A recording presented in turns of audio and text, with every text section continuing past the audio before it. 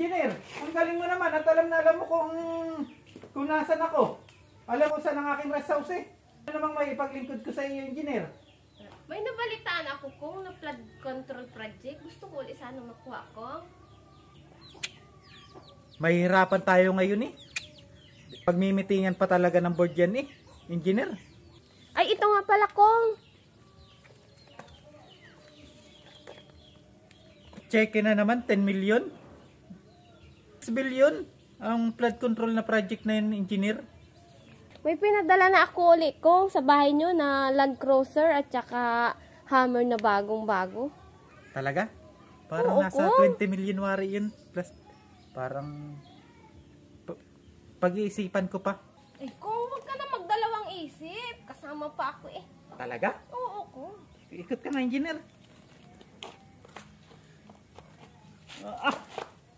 Kuhang-kuha mo talaga ang kiliti ko eh. Git, paperman ko yun.